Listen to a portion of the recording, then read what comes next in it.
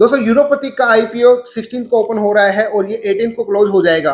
अब इस कंपनी की बात करूं तो ये कंपनी जो आजकल वॉल से रिलेटेड डेकोर की जो आइटमें आती हैं, जैसे लूफर्स आते हैं, चिसल्स आते हैं, ऑरिस आते हैं, इन सबको बनाने का काम करती है। और कंपनी जो है एसेट लाइट मॉडल पे काम करती है, मतलब ये खुद कोई मैन्युफैक्चरिंग ना करके बाहर से पूरा मैन्युफैक्चरिंग को आउटसोर्स करती है। खुद का जो इसका फोकस है पूरा डिजाइनिंग के ऊपर है कि अच्छे इनोवेटिव डिजाइन बना के बाजार में दिए जाए। पैन इंडिया इनका डिस्ट्रीब्यूशन नेटवर्क है। करीब 30 प्रकार के प्रोडक्ट कैटेगरी के अंदर ये कंपनी 3000 से ज्यादा डिजाइन मार्केट में अवेलेबल करवाती है। ऋतिक रोशन इस कंपनी के जो ब्रांड एम्बेसडर है वो है। अब कंपनी के अंदर कुछ कंसर्न भी है, उनकी बात कर लेते हैं। जो सबसे बड़ा कंसर्न है वो ग्रोथ का है। पिछले 2-3 सालों में कंपनी ने कोई विशेष ग्रोथ नहीं की है। दूसरी बात, इनके जो कैश फ्लो है वो नेगेटिव है, यानी पिछले साल कंपनी के पास पैसे आए कम है और कंपनी ने पे ज्यादा किए हैं। उसका कारण क्या है, कंपनी इन्वेंट्री थोड़ी सी ज्यादा रखती है, उसके कारण कैश फ्लो जो इनके कंपनी है कई बार नेगेटिव हो जाते हैं।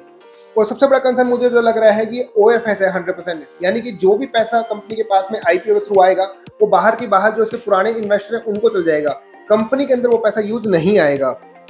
फाइनेंशियल की बात करूं तो मैंने आपको बताया ग्रोथ एक कंसर्न नजर आ रही है। मार्जिन कंपनी ने अच्छा रखा है क्योंकि ये 40% के आसपास उसके ऊपर मार्जिन पे काम कर रही है, तो कंपनी का कह सकते हैं कि एक निश में ऑपरेट करने के कारण कंपनी का मार्जिन अच्छा है।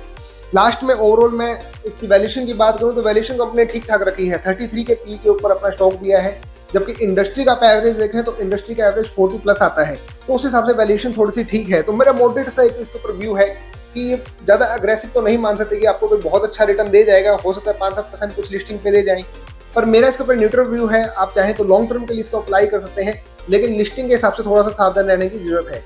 Thank you so much.